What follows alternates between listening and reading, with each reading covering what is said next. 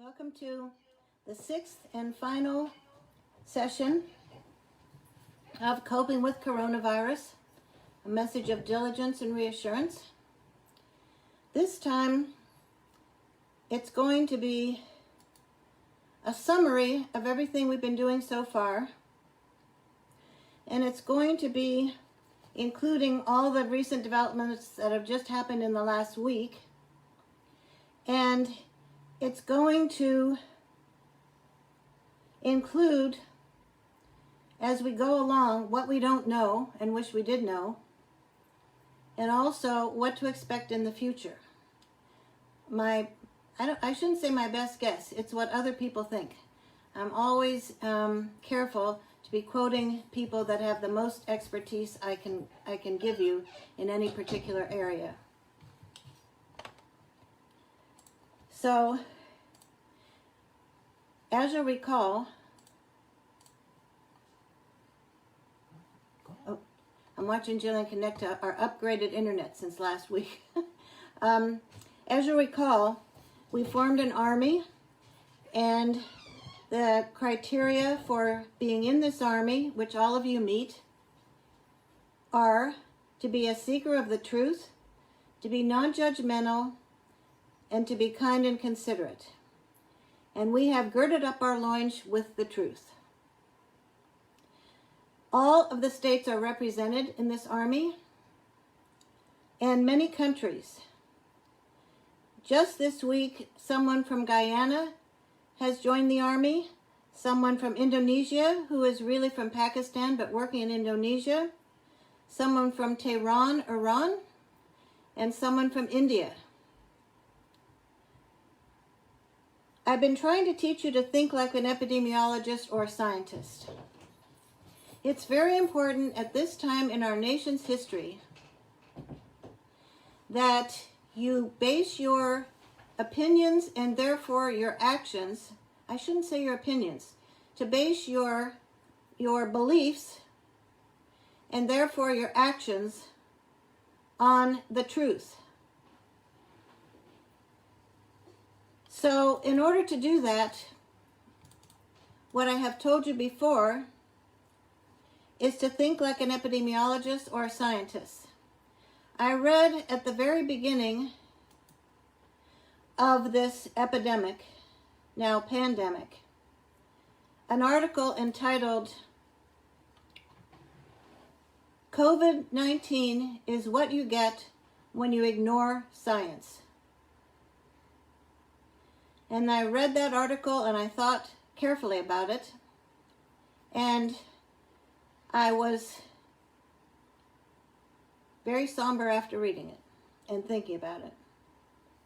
So the first thing you have to do when you read something or hear something is to check the source of the information. Not just the newspapers, but check what the sources are that the newspaper is written, the article is written from. There is something called anecdotal evidence, which pertains to the first evidence that was given by Dr. Oz when I talked to you about a French study and the sample size was 86 and it was inconclusive. It means it was anecdotal evidence, which means it cannot be verified. It cannot be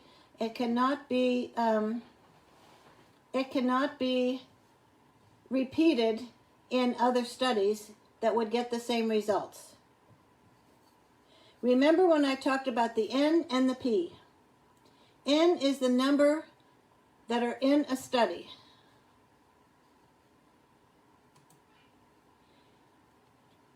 If the N is anything less than 1,000, it's a small study. And it's probably, the studies are powered, they call it powered to obtain a certain significance. So anything less than 1,000 is usually not enough. And the P is the power of the study. That means P, I think of it as power, but it's really the chances that the results are wrong. The chances that the results are wrong. So you have N is the number in the study, P is the power of the study, which should not be, in order to be statistically significant, it should not be less than about 10 to the fourth. 1 over 10,000, 10 to the fourth, chances of the results being not significant, being wrong. Then you have to look at where does the study come from? If it's an MD, it needs to be an infectious disease person or an epidemiologist to get the best information on what you're looking at. In this case, you're looking at this pandemic, this virus. You're learning more about the virus. Remember, I said in this army, we're trading fear for facts. So we're trading fear of this virus for facts, because the more we know about it, the more control we have of it, rather than it having control of you and you walking around being afraid all the time. And I hope by this 6th week that those of you who have been following this repeatedly will not be afraid anymore of the virus, because you'll know exactly what the characteristics about it, how it's spread, how to prevent it, what we know about treatment, what we know about vaccination. By this time, you will know that. If it's a PhD, then you need to find out what it's a PhD in. If it's virology, yay. If it's about anything else, something in biology or physiology, but virology, that's who you'll listen to. It's the public health services. It's the state and the local public health agencies. Those are the ones who are keeping track of what's going on, and they know epidemiology. So, what you always want to do is find out what is happening near you. Check your local health department. Then, at a national level, we have the National Institutes of Health. They have a division within the National Institutes of Health called Allergy and Infectious Diseases.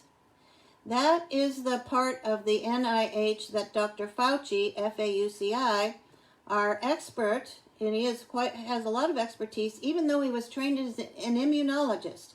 He is not actually trained as an infectious disease physician.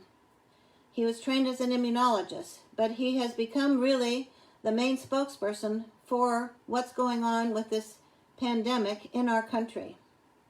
And the other major national institute is the Centers for Disease Control. And when I was studying infection control, where I learned the utmost respect for viruses and pandemics, the utmost respect. They are always one step ahead of us, and it takes a lot to get in control and one step ahead of the virus, as you have seen in spades over the last 6 weeks. The Centers for Disease Control, and now it's called Prevention.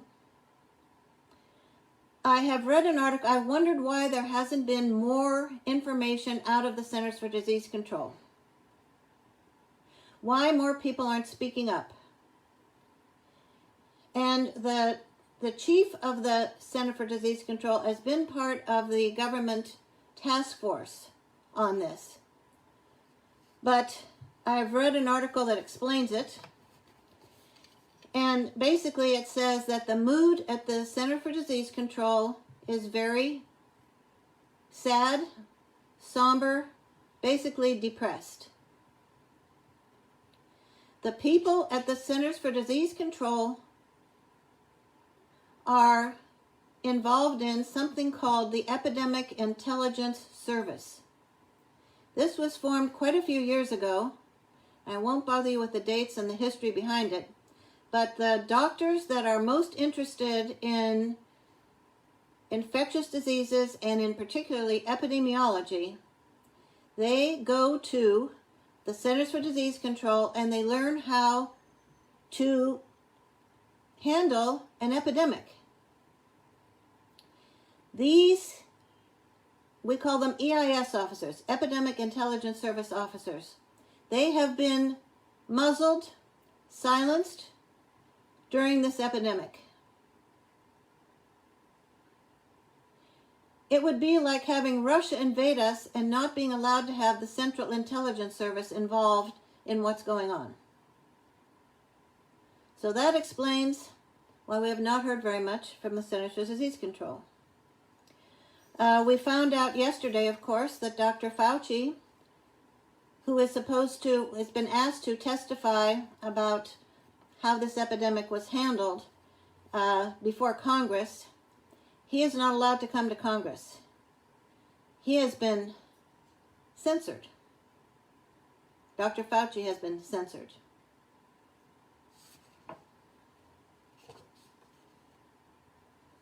Let's go on to the characteristics of the virus.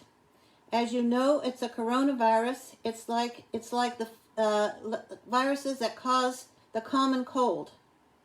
But it's most like, 86% similar to, the two viruses that caused SARS, S-A-R-S, and MERS. One is, acute respiratory syndrome is what both of them are. And in the SARS, the host they think is civets and camels in the case of MERS. So that this is what's called a zoonose virus, Z-O-O-N-O-S-E. So it goes from its natural host, which are all types of different bats. There's a particularly one, I forget the name of it, but it has a big tongue or something. And that's the one that they think is most involved in this virus. And what has happened in these markets, and it is no longer the most accurate thing to call them wet markets. The markets in China and other Southeast Asian countries sell wildlife. In China in particular, wildlife. They also sell seafood. And the wet markets is relating to the ice that is controlling the temperature for the seafood and other things that are sold in these markets. So what they're saying is to call this a wild animal market, which is selling wildlife. For some reason, some cultures are very interested in eating wildlife, unusual forms of meat, and they're also used in the practice of Chinese medicine. In the markets, this is what happened, what the theory is what happened, is the civets are tiny animals whose cages are on the top of the stack of cages in these markets. And the bats are hanging over the tops of the cages. So the bat excrement falls into the cages of the ones on the top, mainly the civets. And then these markets have humans next to animals in a cheek-to-jowl mode. Cheek-to-jowl. That's not my expression. It was the expression that stuck with me in the SARS epidemic. So the virus then goes from this intermediary host into humans. And it was in camels for the Middle Eastern respiratory virus. In these markets, the same people who slaughter the animals are the ones that sell the animals. There's no intermediary. They are slaughtering the animals and selling the animals to human beings. There is nothing intermediary in between. So, one of the hopes is that these markets will be shut down permanently. They were shut down at the height of the epidemic, but they have been reopened, at least in China. They have been reopened because people depend on these markets for their livelihood. So it's not just, you have to look at the entire picture all the time when we're discussing this epidemic. How are people living? How are people, how are they eating? What about their food? So they've been reopened, but hopefully in the future, they will find some other way to make them safer. There has been a study going on between the National Institutes of Health and the Chinese scientists. As you'll recall, these viruses are called zoonoses, Z-O-O-N-O-S-E-S, zoonoses. So this study has been going on. This is the 6th year of the study. It's been looking how bats somehow transfer these viruses to humans. However, the National Institutes of Health has suddenly and without explanation stopped funding this study that is looking at how bats transfer their viruses to humans in the 6th year. They have stopped the funding to this study. And I will let you interpret how that is.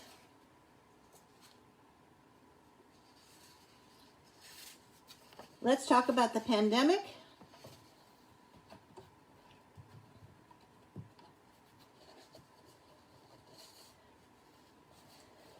The only thing I'm going to say is that just yesterday, the Centers for Disease Control reported 2,500 new deaths in the United States.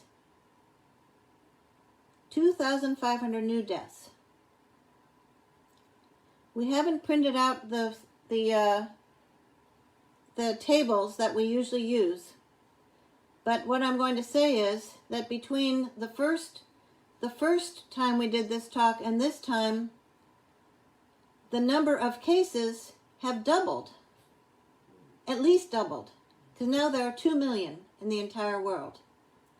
And now it's spreading into underdeveloped countries, Africa, South America.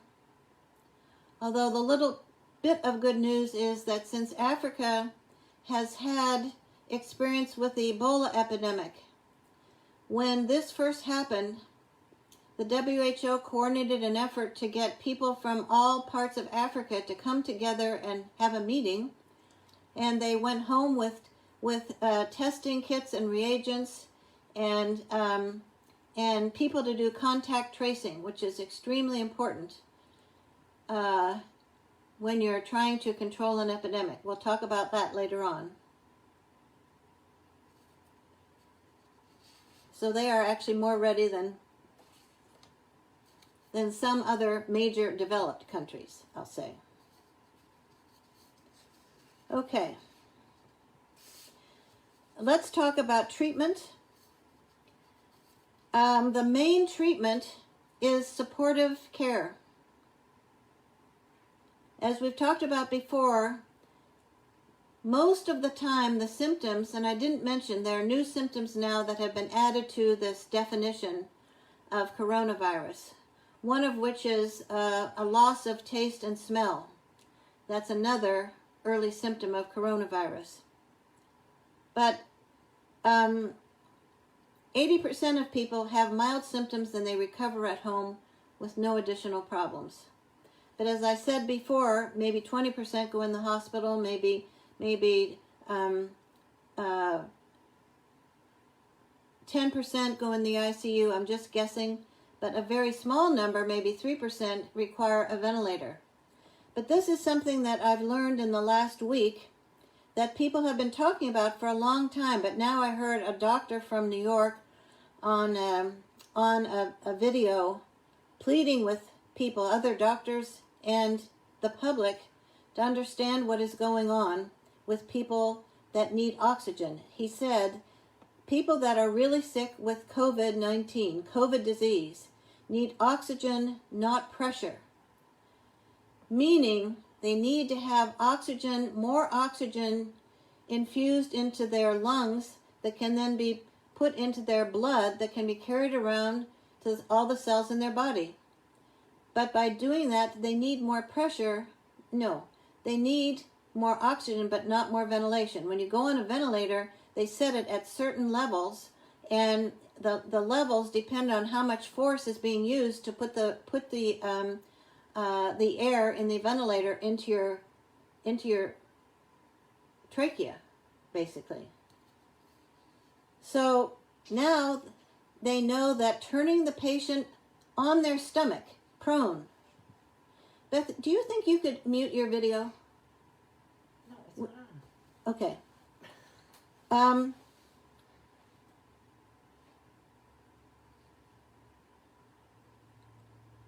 So positioning them prone will help them get more oxygen into their lungs, because the lungs are mostly on the back side of your body. So even in the ICU, they're recommending that patients be positioned on their abdomens for anywhere from 12 to 16 hours a day. And people are going into the wards now that have the COVID patients, and they have a system now that the nurses have developed of turning people on their abdomens. It's not very comfortable to be on your abdomen for long periods of time. So sometimes it's requiring more sedation, which you have to do anyway in the intensive care unit. You have to use sedation to help people not fight the ventilator. So that's something that's new and very important in helping people, and it's a type of supportive care. The new medication, it's an antiviral, remdesivir, is approved this week by the FDA, an emergency approval by the FDA.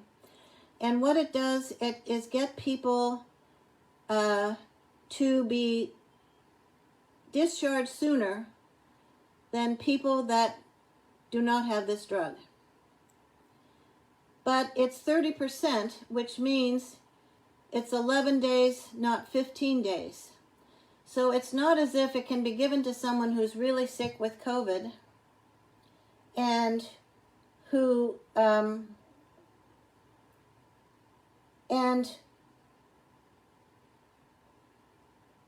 are given this drug and then they get better. The really sick ones may be given to this drug, but it's not necessarily making them better. They need a lot more information, because they tried to have 1,000 people in the study, but they stopped it sooner, which is a certain type of study that you can stop it sooner. Well, all studies.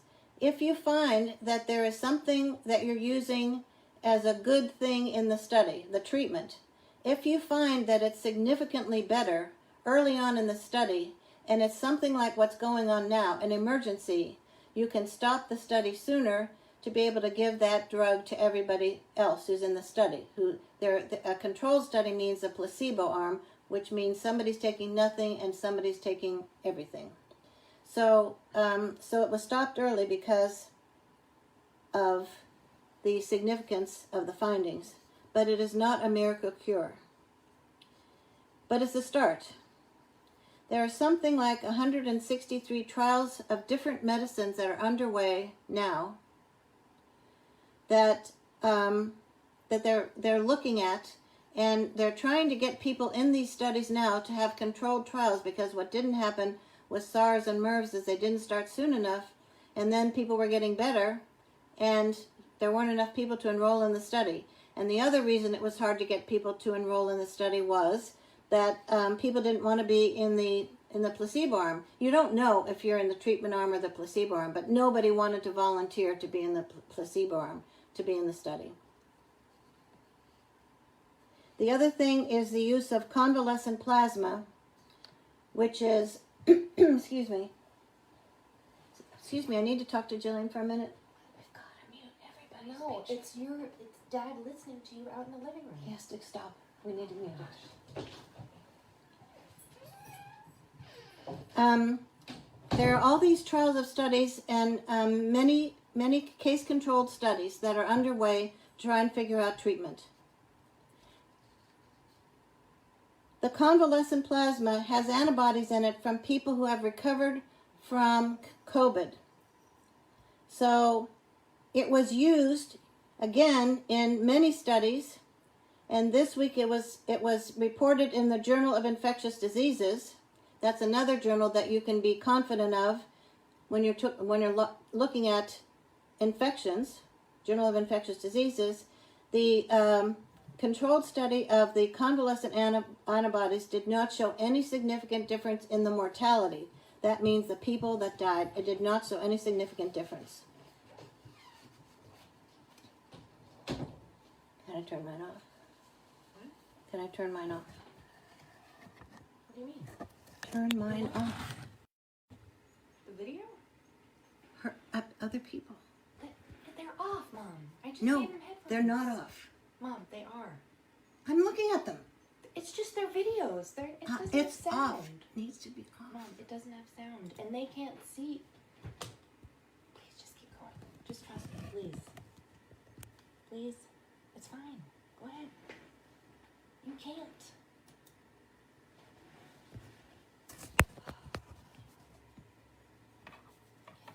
Thank you. A little bit of technical difficulty. All right. So,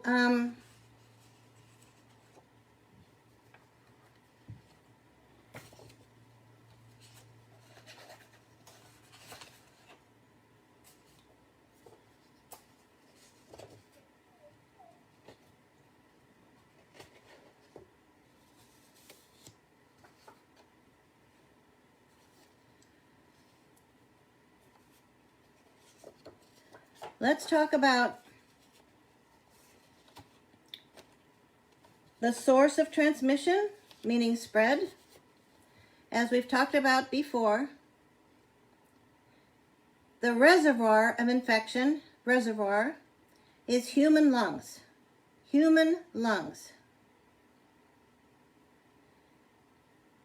It is spread from human lungs through aerosols, meaning when you cough or sneeze, and lately even when you talk vigorously, the virus is contained in really tiny microscopic droplets, and sometimes not so microscopic, because if you've got light shining, you can see in the air and you cough, you can sometimes see these particles.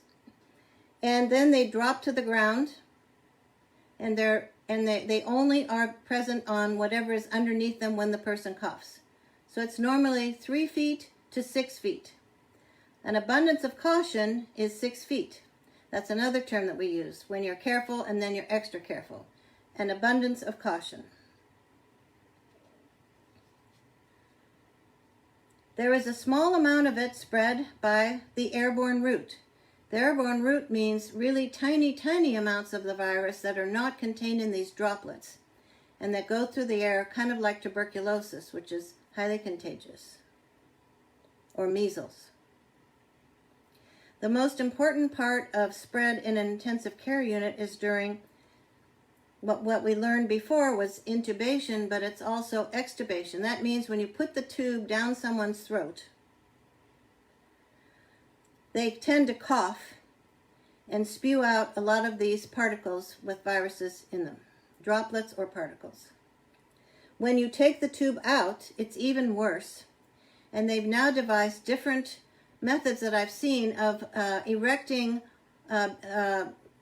plastic barriers between the person extubating and the patient's mouth are behind that barrier, and it's walled off from the rest of the room. Fomite spread, as we've talked about before, FOMITE, that's a much less method of transmission of this virus. It's really important for you to know that, because so many people are afraid of the virus being carried by the fruit that's coming in, the milk that's coming into their house when they go shopping. And it's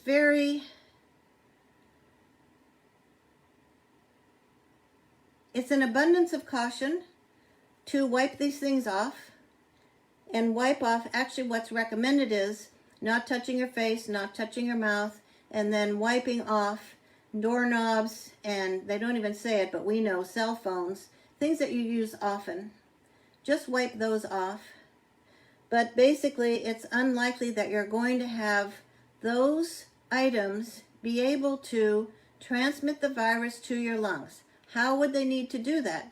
They would need to do that by you not washing them off, by touching them with your hand, by putting your hand to your face, by breathing in to your mouth or your nose, and by having that virus go from your mouth or nose down into your lungs, where it has these special, what are called spike proteins, S-P-I-K-E. You remember how that coronavirus looks, and it's got all these little things, projections coming out of it. Those spike proteins have an affinity for receptors in your lungs, in human lungs, not bat lungs, human lungs. So that's how it would have to get from something that is an inanimate object into your lungs. On fomites, they've done a whole lot of studies, and they have found that, and this includes plastic and other types of hard surfaces, which is the longest one, and other surfaces that are more porous. So the virus lasts in the environment anywhere from 2 hours to a maximum of 3 days. To a maximum of 3 days. So if you're worried about fomite transmission, put whatever it is out into the sunlight. That kills the virus, the sunlight, but also just naturally the virus will die within 3 days. 3 days. We know that the CDC and NIH, this is mainly the CDC, says that most household detergents, household cleaners, the word they use is cleaners, will adequately kill this virus. Not even kill. I don't even want to say kill. It's get rid of this virus. There is a difference between disinfectants and antiseptics. The FDA, it's the FDA that approved these cleaning agents. The main ones are bleach, which contains Clorox for cleaning agents. The cleaning agents are only used on inanimate objects. They are not used on or used in human beings or pets. Those things are called antiseptics. They are not antibiotics because they don't kill by the same mechanism, but they will essentially disable lots of things. Not as much the antiseptics as the disinfectants. So the antiseptics are what my mother used this week. She used a mouthwash in her mouth. She had aphthous ulcers. Anyway, it helped. So, but don't drink bleach. You can drink something that's an antiseptic. What about masks?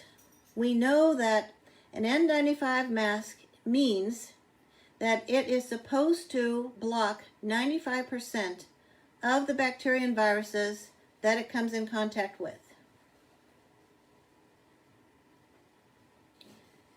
The N95 masks are primarily for use for people that are working in environments where they are taking care of patients who are known to have COVID disease. So in hospitals, intensive care units, and in the home for caregivers who take care of patients who are known to also have COVID disease. The next level of masks are something that they're now calling medical masks. Those are the masks you see from the hospitals that are, they look like masks that are worn in hospitals. And the last level of masks are cloth masks. My doctor friend Bonnie Rathjen is making cloth masks in addition to taking care of her patients online, virtually. But these masks are to be used by you and by everyone else under the circumstances of the following. When you go outside of your house and you will be in an environment where you cannot exercise social distancing precautions. So where you'll be nearer to people than 6 feet. You put the mask on, and it has to cover both your nose and your mouth. Please tell people it needs to cover both your nose and your mouth, based on what I'm seeing this week. The reason you put this mask on is mainly not to protect yourself from others if others are using the masks. The problem, of course, as you all know by now, that people can be asymptomatic, meaning have no symptoms, and still be able to spread this virus. In fact, this is new news to me. I always try to read all the new news so that I can tell you every week what's new. The latest study shows that the viral load, remember we talked before about the load of the virus. The viral load is the most in saliva and sputum, really saliva, 2 days before the onset of symptoms. So it's not just asymptomatic carriers, but it's people who are going to get COVID, but they're actually contagious, most contagious, not even just contagious, the most contagious 2 days before they get any symptoms at all. So because of this, all people are supposed to be wearing masks when they are closer than 6 feet of the other person. So the people in your grocery store should have masks on. But I've seen, sometimes there are barriers erected between the retail people and the public. Glass plastic barriers to keep them away, and also tables set up to make sure they're 6 feet away. I'm thinking of my hardware store.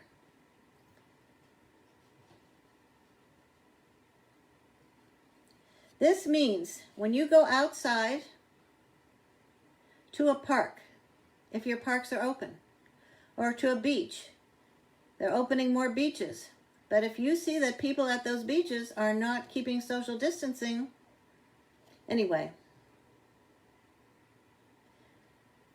when you go to the beach or you go to the park or you go anywhere outside in your yard, unless you're going to meet people that are within 6 feet, you don't need to have a mask on. A lot of people are wearing masks around their necks when they're going for, say, a walk in the park, because they don't know when a trail is going to be narrow enough, so they have to come closer than 6 feet. They put their mask up. They put their mask on. My cousin Beth does that. She's watching now. Lindquist.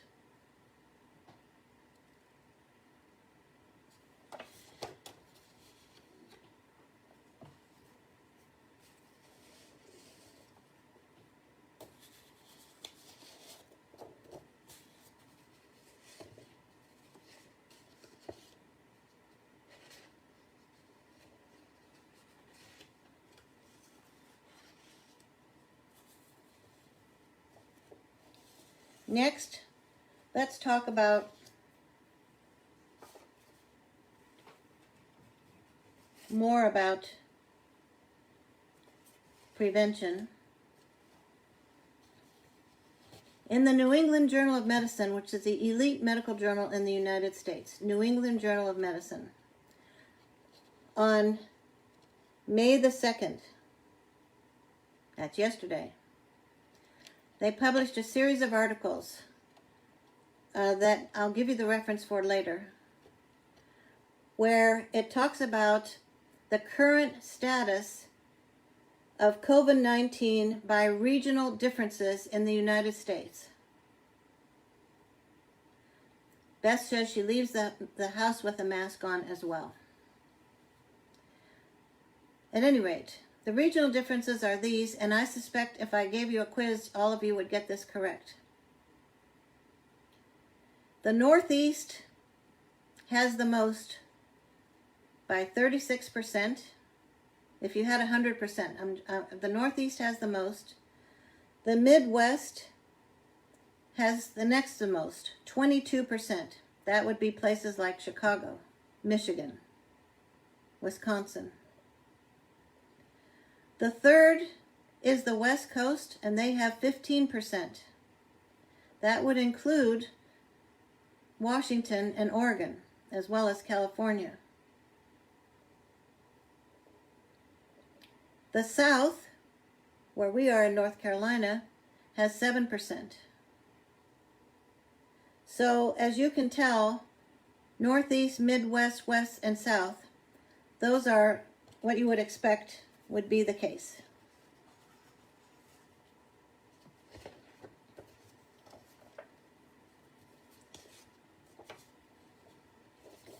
Let's talk about a little bit about the vaccine. As I've said before, when you make a vaccine,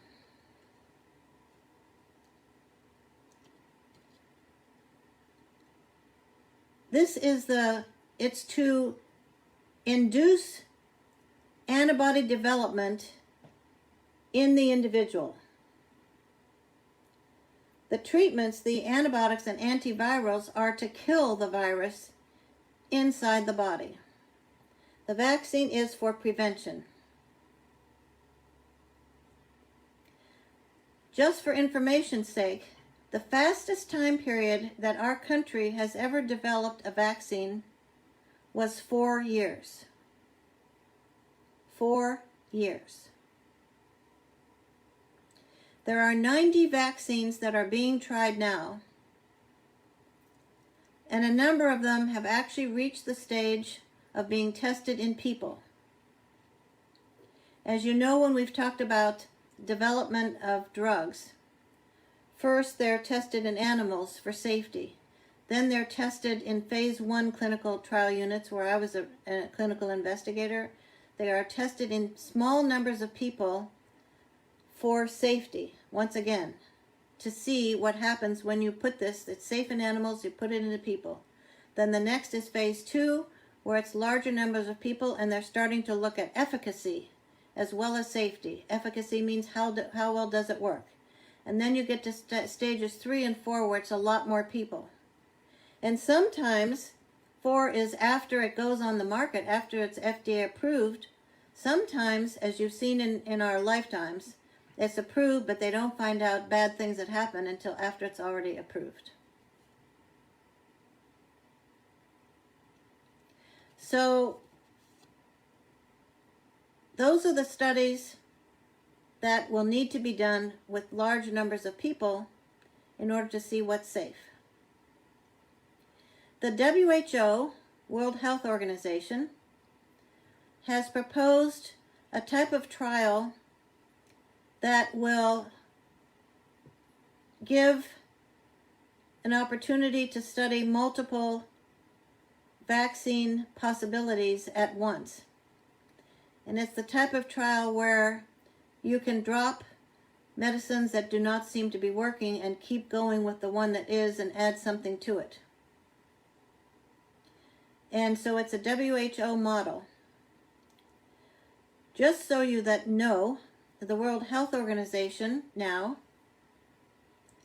has had all of its United States funding. United States is the major funder, something like 17%, has had all of its United States funding on hold. On hold. For, they hope 60, could be 90. I know it could be longer. I have to mention this about the WHO. You should listen to press briefings of the WHO. And they do these regularly. And all these reporters from different countries are involved in the briefing. And there is a man named Mike who's from Ireland. And there's a woman epidemiologist. She's from the Netherlands, I believe. And then there's the general director. So they're up there and they answer all these questions as best they can. So our funding has been withheld because of accusations by our White House that the WHO, they were derelict of their duty in believing China at face value about what it said was going on. China, for its part, was not honest about what was going on at face value. In fact, the first Chinese doctor that tried to warn other people about the virus, he was an eye doctor, an ophthalmologist. He tried to warn a group of medical students about this virus, and he was forced to sign a document that said he was mistaken, he was not allowed to say anything else, and he later contracted the virus and died from it, leaving a young wife and young child. So China actually muzzled its doctors. Remember, COVID, that's the disease, is what you get when you ignore science or you muzzle science. So, I have to also say that I heard on the broadcast to reporters, the Director General, who has been asked by many people, by some people, to resign, talked about how the WHO in January, before there was a single death from COVID outside of China, before there was a single death outside of China, issued a warning about this virus. And other warnings almost weekly throughout the month of January and February.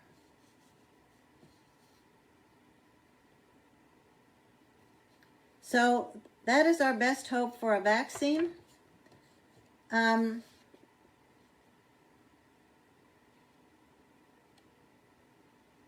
When you look at the list of people, there are different ways of developing the vaccines. They're called different platforms. There are a number of different ways that it can be targeted, that the virus can be targeted besides that spike protein. And there are all these different countries, certainly all the ones that are well known here, and a lot more, that are working on the virus. I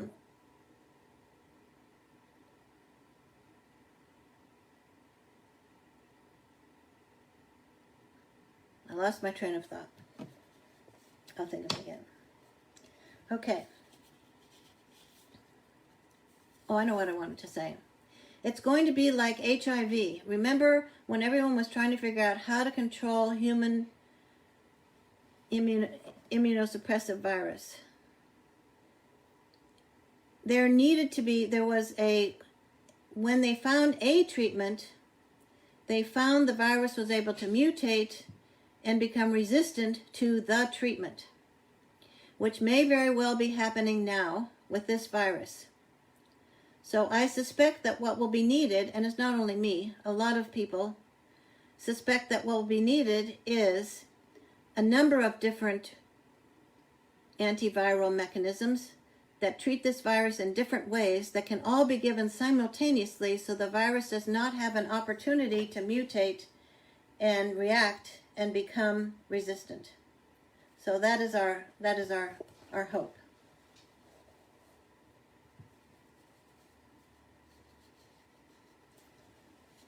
So there have been guidelines issued by a lot of different people. The CDC, NIH is in agreement, state health departments, local health departments, about a transition phase in reopening. And there are multiple different facts that need to be verified for it to be safe to reopen anything. And the reopening is done in phases. So there are multiple, I think there are 11 states that are starting to reopen now. There are I think there are 7 states that are reopening, 11 states that are thinking about it. And then in Michigan, as we saw last week, in the capital, people in armor with assault weapons,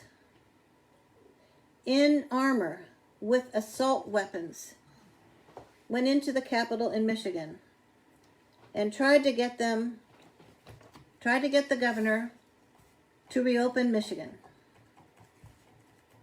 In Mississippi, however, the governor there realized that the day before they had the most number of cases in his state, and he did not reopen his state at all. In Texas, despite the greatest number of deaths that they've had at all in the last 24 hours, they have started to reopen. So I don't want to make this political. I've never wanted to make this in any way political. But I'm just telling you that these are the facts. If this does not happen in a staged transition, in a staged fashion, where all the factors are met, the guidelines, before reopening is attempted, what will happen is lockdown, resurgence, lockdown.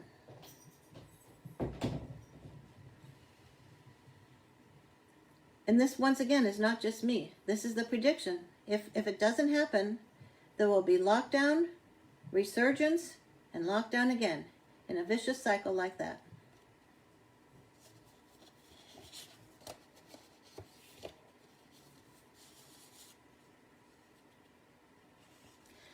I'm going to quote a couple things from that New England Journal of Medicine article that came out yesterday that interviewed a lot of people in different hospitals and healthcare systems all over the United States on what they think is going to happen next. And there was quite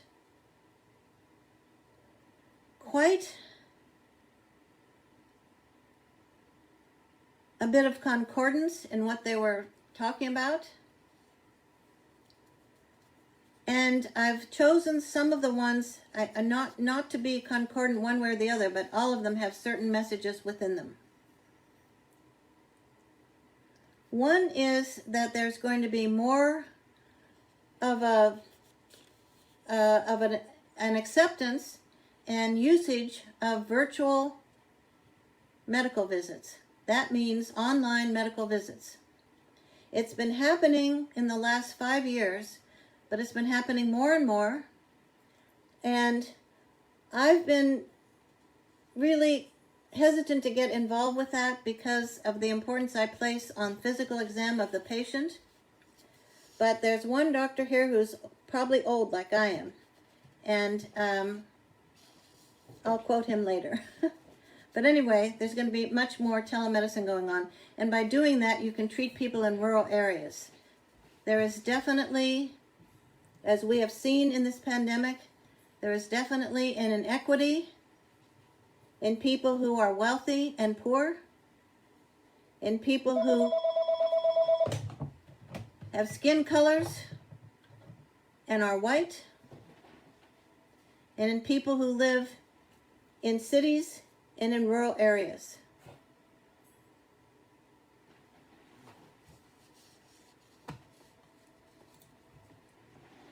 So this is a really important part of what someone said. In the future, there will be a renewed sense of purpose and meaning. A renewed sense of purpose and meaning will infuse medicine. I'll say that once again because it gives me hope. Because there's so many doctors who are burned out from insurance. I shouldn't say this either, but I'm just saying we're all burned out from insurance companies telling us how fast we have to see patients and how we have to practice medicine, how much time we can take. So a lot of doctors, good doctors, are getting really burned out from trying to do this. Imagine what those doctors who have been working day and night in the ICU are going to be feeling when they stop doing this. How many mental health problems they're going to need to be treated for when we stop doing this. But hopefully, inevitably, I won't say inevitably, I will say hopefully, in the future, there will be a renewed sense of purpose and meaning, and it will infuse the practice of medicine. The next person, hopefully it will elevate the importance of public health and pandemic preparedness. But this doctor says, but he's not holding his breath.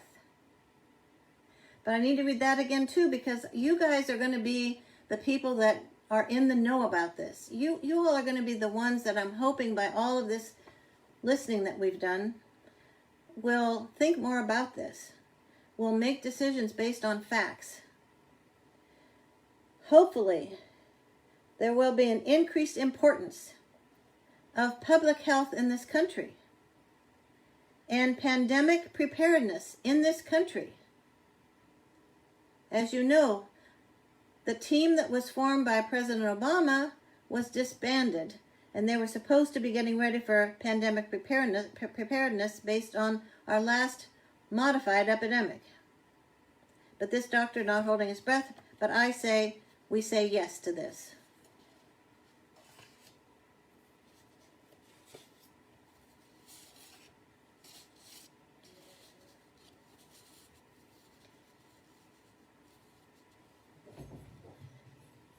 Our healthcare system is driven, this is not me, I'm quoting, our healthcare system is driven by money and politics.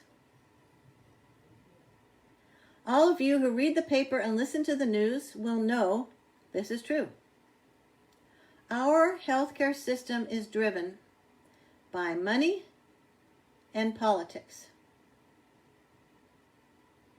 The last thing it says is the lack of coordination at federal levels seems glaringly evident. The lack of coordination at federal levels seems glaringly evident.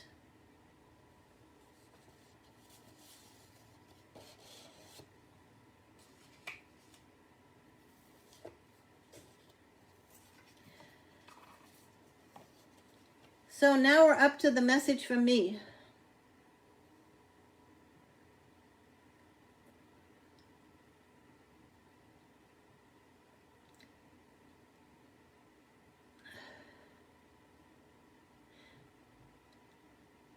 You must remain diligent.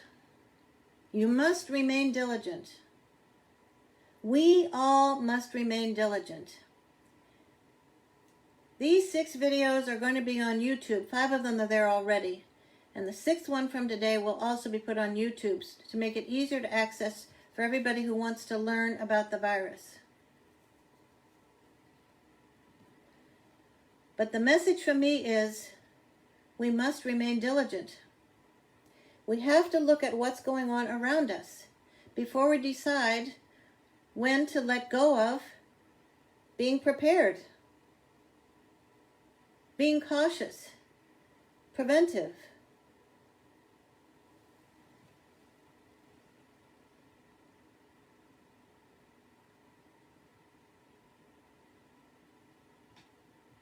Think like a scientist, please. Hopefully you've learned how to think like a scientist, which is not really an epidemiologist. It's true for everything you do, but this is my advice. Consider the source. Check the source. There's someone from Facebook saying Dr. Fauci is responsible for this coronavirus. Have I heard this? Check the source. Check your source. And I've talked to you earlier about who the source needs to be. I've talked about the people or the bodies. CDC, NIH, WHO. Think of what the N is. The number of people in the study. Anecdotal or statistically significant.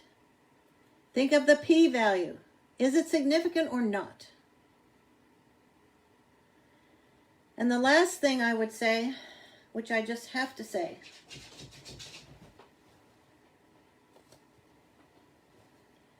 think about protecting our democracy.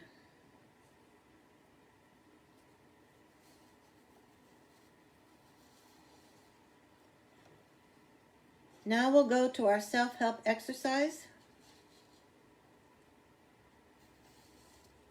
Caring for yourself. How important it is now and the whole time that you're doing this, and really important forever.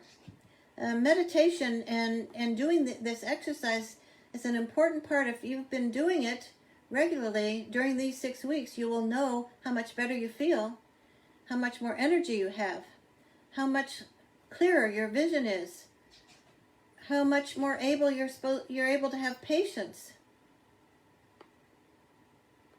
Remember that girding our loins with truth, we're also giving other people. We're looking with our mind's eye. We're looking at everything with our mind's eye. And we're extending to others kindness, compassion, love, sympathy, empathy, patience. We have to be cognizant for ourselves of trying our hardest at all times to exude those components of us which are now part of us. Hopefully for many are inherent in ourselves now. Not just from this, but in the way you're seeing the world through this pandemic that's passing through the entire world.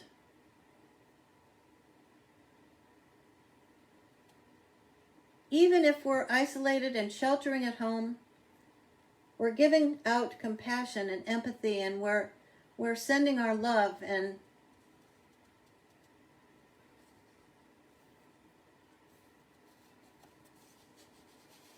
okay, take care of yourself. And you'll be trying to do this exercise and self-care in what I call my version of meditation twice a day for 20 minutes or 30 minutes.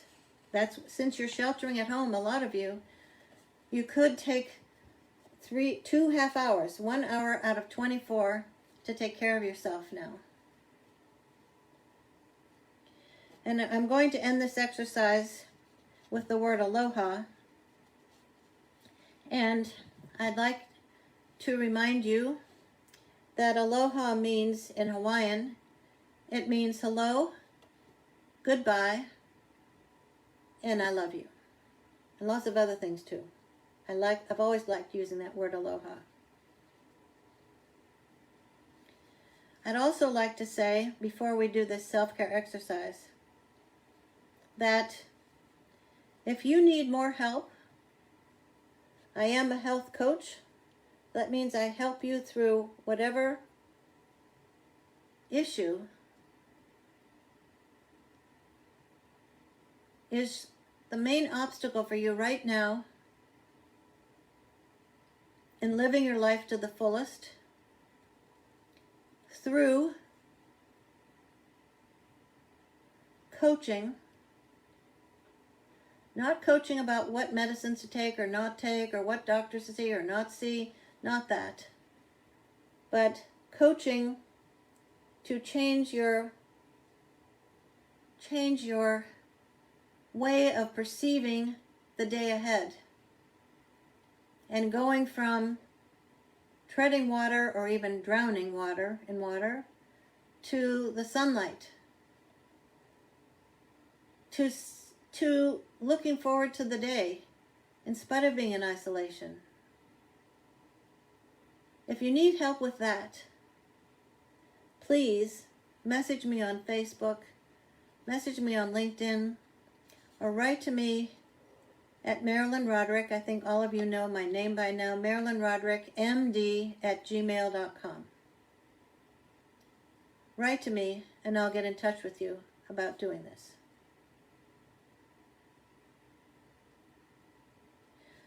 So the first thing in our self-care exercise is to close your eyes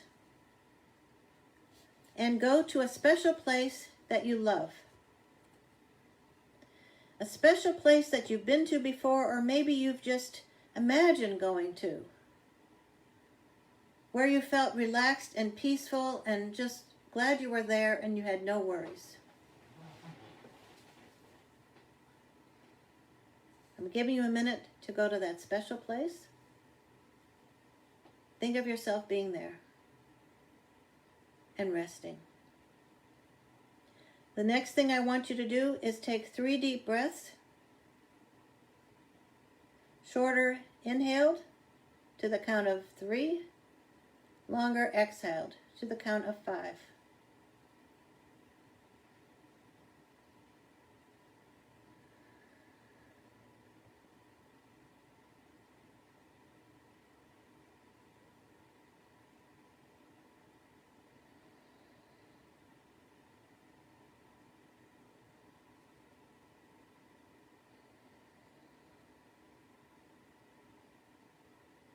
Next is our guided imagery.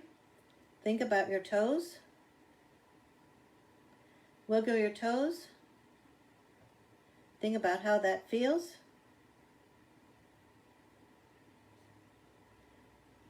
Help them relax. Now your feet. Focus on your feet now. Think about your bottoms of your feet, the tops of your feet relaxing. Think about your ankle, both ankles. Move your feet around, help your ankles relax. Next is your lower legs. Think about your calves. Think about those calves that cramp up too much when you're doing too much work on your calves. Relax your calves. They don't hurt now. Think about the front of your lower legs, your shins. Help those muscles there relax. Now go to your knees.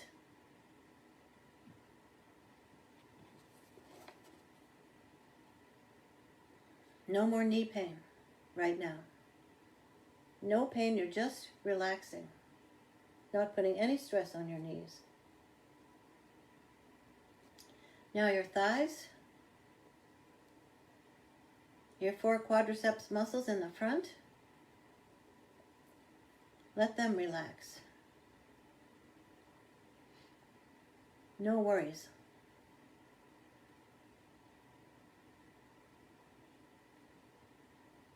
Now the back part of your thighs, and let those muscles relax. They're not holding you up. They're just resting.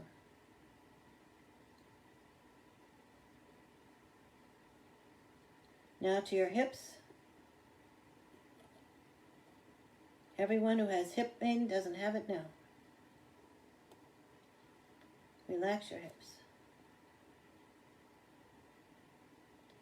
Now to your torso, your front first, your abdomen.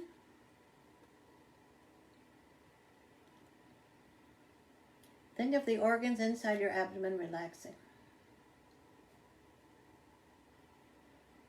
Giving you a few minutes because there are several.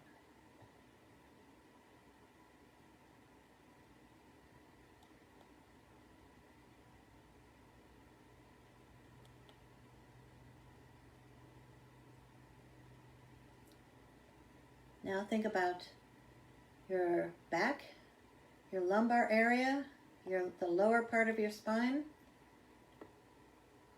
your sacral area, even lower than your spine. Help those areas relax. The most common areas for back pain. Let them relax.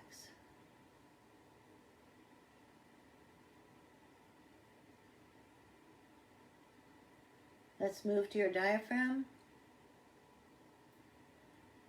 Remember, you're breathing in slowly and out. Just slowly in, slowly out, restfully. Your diaphragm is not under stress at all. There's no stress in your whole body by the time you're done.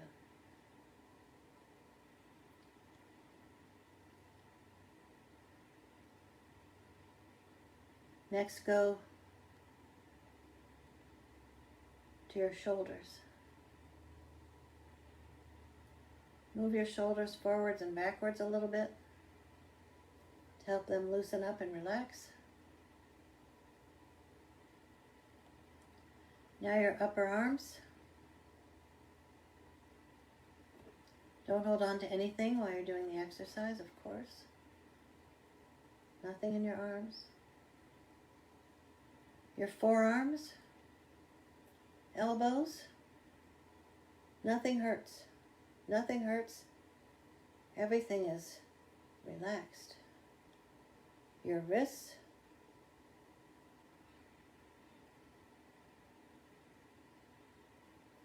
Your hands. Now your fingers. Slowly wiggle your fingers. Help them relax. Next is your neck.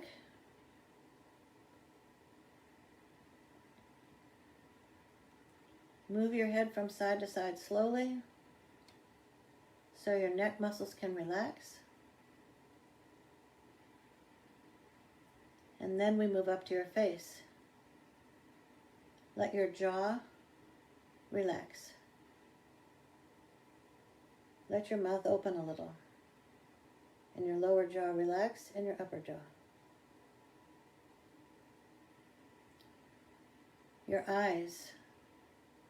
Let your eyes relax. They're no longer working and helping you see. Even your mind's eye is relaxed. Your forehead, not crinkled. Now the back of your head, relax. Move your head up and down. Make sure the back of your head is relaxed. Your scalp, your entire scalp, relaxed, including the hair on your head is relaxed too.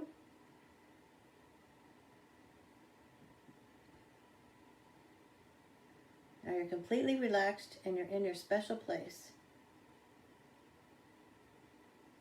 I'd like you to take 3 more deep breaths, longer in and shorter out.